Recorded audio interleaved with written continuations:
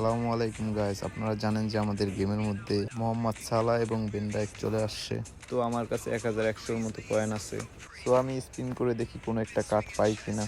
প্রতিবারই ইকোনমি আমাকে highlight card ধরিয়ে দেয়। প্রথমে আমরা 100 স্পিন করব, দেন আমরা 900 স্পিন করব, দেখি কোনো একটা কার্ড ইকোনমি আমাদের দেয় কিনা। প্রথমে 100 স্পিন করে দিলাম গাইস, পাবো কি পাবো না আপনারা কমেন্টে জানিয়ে দিন। জানি যে হাইলাইট কার্ড ছাড়া কিছুই আমাকে দিবে না। প্রথম কার্ডটাই হাইলাইট কার্ড ধরিয়ে দিল। সো দ্বিতীয় স্পিন করে দেখি 900 কি হয়। 900 স্পিন করে দিলাম গাইস, আমরা কি কোনো একটা কার্ড পাবো নাকি। অ্যানিমেশন তো অনেক ভালো দিছে ডিএমএফ, কিন্তু ডিএমএফ কেন বুঝলাম না। ও ভাই, পেয়ে গেছি মনে হয়। কারে দিছে? মোহাম্মদ সালাহ নাকি বেন ডায়েক? ও ভাই, 1000 কয়েনে কেমনে কি ভাই? 1000 কয়েনে দিয়ে দিছে, কারে দিছে? মোহাম্মদ সালাহ। ও ভাই, মোহাম্মদ সালাহ রে দিয়া দিছে ভাই 1000 কয়েনে। ভাই কেমনে কি? আর কে কত কয়েনে পেয়েছেন কমেন্টে জানিয়ে দিন।